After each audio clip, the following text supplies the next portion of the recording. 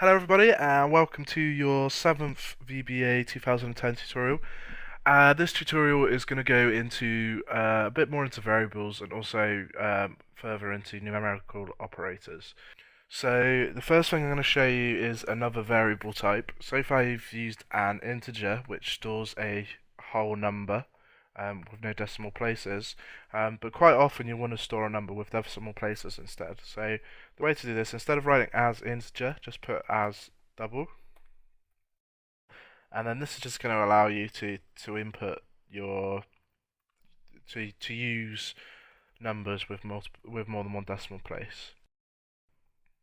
So we're going to take advantage of this now. What we're going to do is we're going to put, instead of having num1 plus num2, num1 divided by num2, and then press play, and we'll show you what happens. So let's put in 5 as our first number, 2 as our second number, and then notice now we've got it coming out as 2.5.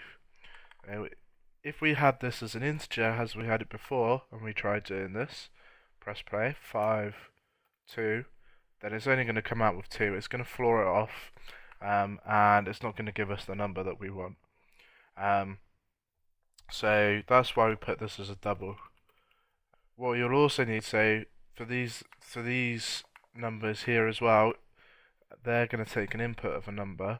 If we want to be able to input a number with decimal points in here, then we can't have this one as an integer either, because it's going to assign the number there and go, oh, this is an integer, and convert it for us. So let's say we want to do 2.5 divided by 2.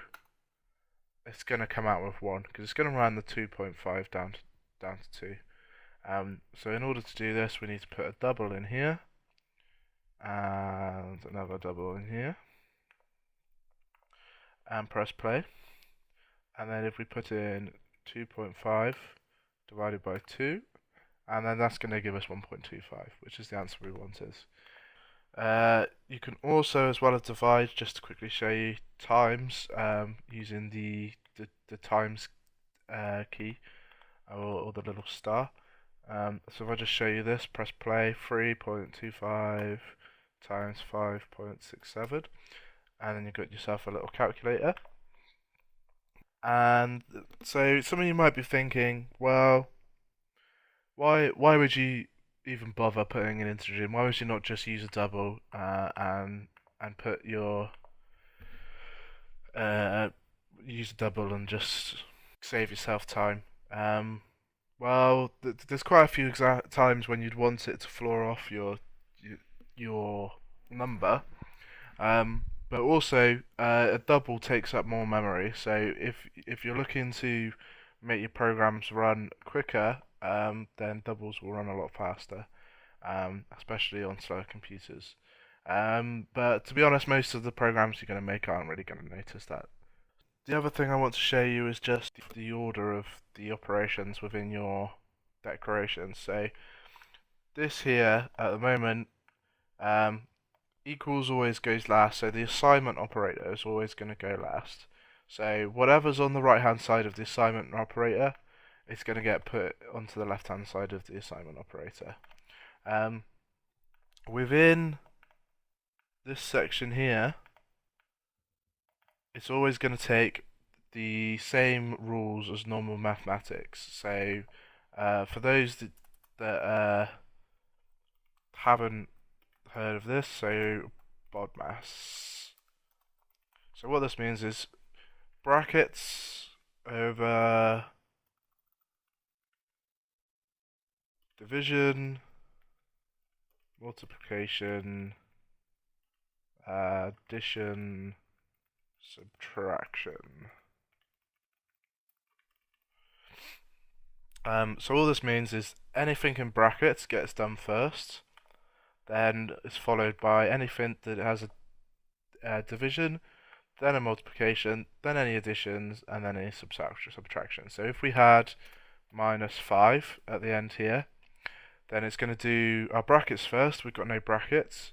It's then going to do our multiplications and divisions. So we've got our multiplication here, so it will times these two numbers together, and it will then subtract 5 afterwards because that comes last. So this is going to make quite a big difference. So let's say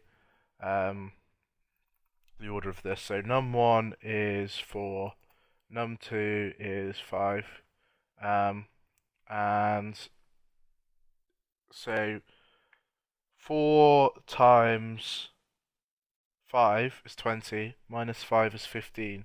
Whereas if you did this bit first and did 5 minus 5, that's going to be 0. Times it by 4, that's going to be 0 as well. So that's why it's important that you get those in the right order. Generally, I find the easiest thing to do is just to put them in brackets so you're sure. So however you want to do it. So let's say you want those to go first, then stick them in brackets. Everyone knows, no one's going to get confused.